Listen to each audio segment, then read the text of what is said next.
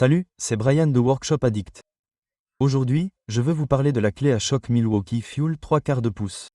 Il s'agit du modèle numéro 2764-22. Le -22 nous indique qu'elle est livrée avec un étui et deux batteries de 4 ampères-heure. Cela dit, Milwaukee Fuel, qu'est-ce que cela signifie pour nous? Ils sont estampillés Fuel au dos et brushless. Cela ne signifie pas que vous avez uniquement le moteur sans balai Milwaukee Power State. Cela signifie qu'elle est livrée avec les batteries au lithium rouge et le matériel et le logiciel RedLink Intelligence afin que tous ces composants puissent communiquer ensemble pour vous offrir les meilleures performances possibles. Avec un moteur sans balai, vous obtenez également les mêmes performances le premier jour jusqu'à ce que l'unité soit vraiment vieille et meure. Ces performances vont continuer à être stables par rapport à un moteur à balai où vos performances vont diminuer à mesure que les balais et le moteur s'usent. Donc, tout d'abord, avec cette clé à choc 3/4 de pouce, elle est agréable, pas trop lourde et très comparable au modèle d'un demi-pouce. Ce modèle d'un demi-pouce est un modèle à goupille de détente et est légèrement moins puissant que le modèle à bague de friction de la même époque, mais il est conçu pour fonctionner à plus de 6 pieds du sol et vous risquez de tomber. Il est très important de garder tout ce qui est attaché, ceci attaché, pour ne pas le faire tomber. Quelqu'un en dessous pourrait se faire toucher, cela pourrait être grave. Le modèle à bague de friction sur celui-ci nécessite environ 0,0 pieds-livres de retrait. Celui-ci en nécessite environ 900. Donc, en le comparant au modèle de 3/4 de pouce, vous parlez d'environ 1200 livres de retrait. C'est beaucoup de force. Et vous vous demandez pourquoi pas, vous savez, il y a une différence significative entre le modèle de 1 demi-pouce et celui-ci, seulement 100 pieds-livres. Mais ces 100 pieds-livres, c'est beaucoup quand on parle d'un boulon plus gros. Pour les applications plus importantes, vous ne voulez pas commencer à mettre des adaptateurs entre les différentes douilles, car vous commencerez à perdre du couple. Donc, les premières choses qui sont les mêmes, au moins avec la demi-douzaine et la 3/4, elles ont toutes les deux vitesses, ou excusez-moi, 1 et 2.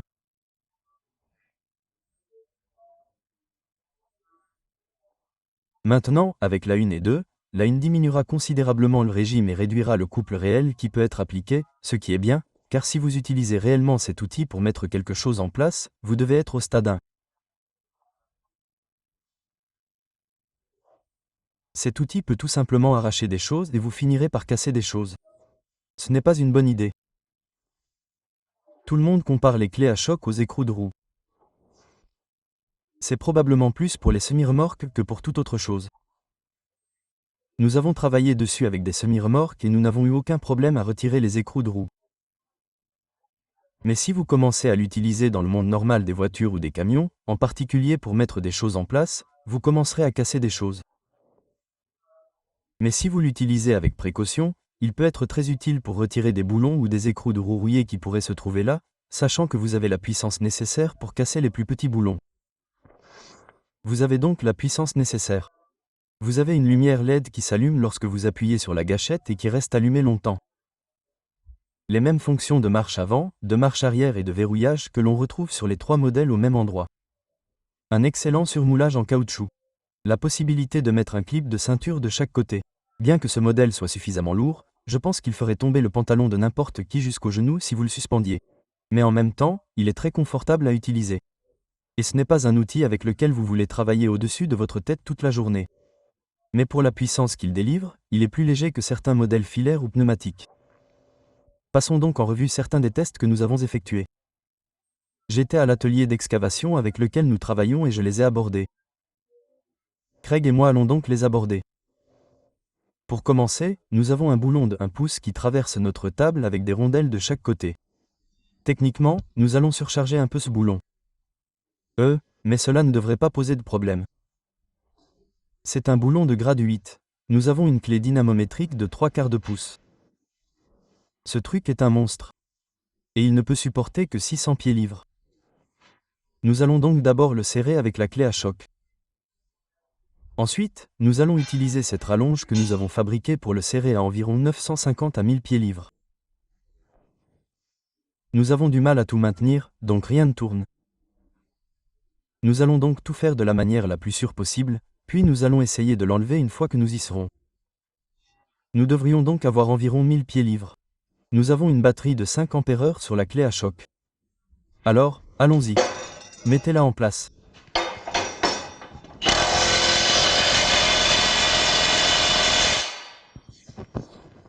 Cela devrait nous donner environ 700 livres.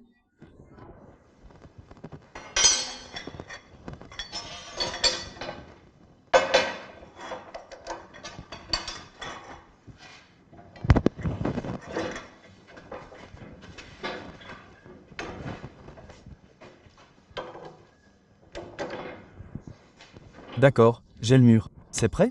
Ouais.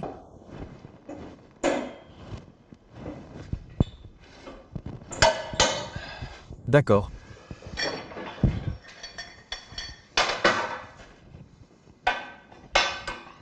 Je l'ai.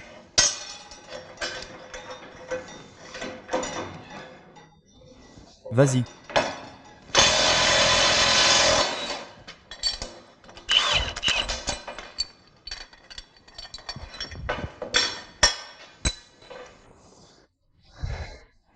C'est assez impressionnant, étant donné que nous avons plié notre morceau de métal juste à l'intérieur lorsque nous l'avons serré. Je ne sais pas si ça va sortir facilement. Très impressionnant. Je pense que nous sommes à nos normes de sécurité, à environ 1000 pieds-livres. Je n'ai eu aucun problème à le sortir.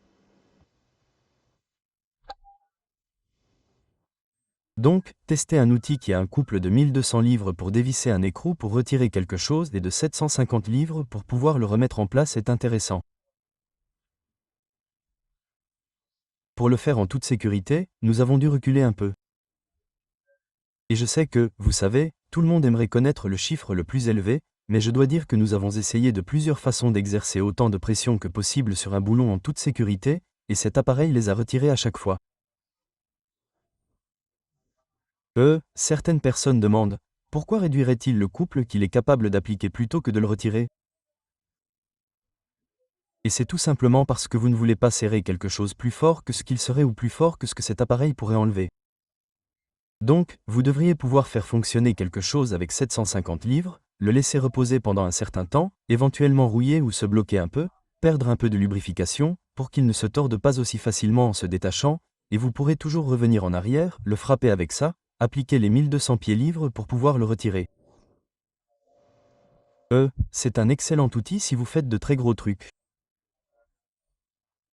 Il faut des douilles de 3/4 de pouce. Lorsque vous commencez à visser des boulons d'1 pouce et plus, c'est ce qu'il vous faut. Et c'est bien d'avoir ça et de ne pas avoir à mettre d'adaptateur sur votre entraînement d'1 demi-pouce. Lorsque vous regardez ça, regardez la technologie. Regardez les autres modèles, quelle technologie ils ont pour la performance, parce que c'est important à long terme. La technologie qui fonctionne ensemble va vous faire économiser des batteries. Cela va permettre d'appliquer plus de puissance et les outils vont durer plus longtemps. Donc, si vous avez d'autres questions sur ce modèle, mettez un commentaire ci-dessous ou venez sur notre forum sur workshopaddict.com. Nous pouvons parler d'outils, de travail du métal, de travail du bois, de bricolage, d'atelier, de voitures et de bricolage. Et nous vous serions reconnaissants de vous abonner à notre chaîne. Nous publierons bientôt un autre test de cette gamme. Nous allons nous pencher sur le modèle 3/8e, qui devrait être amusant à regarder. Nous allons également faire quelques tests avec. Nous vous remercions de votre temps et de votre attention pour regarder la vidéo. Passez une bonne journée.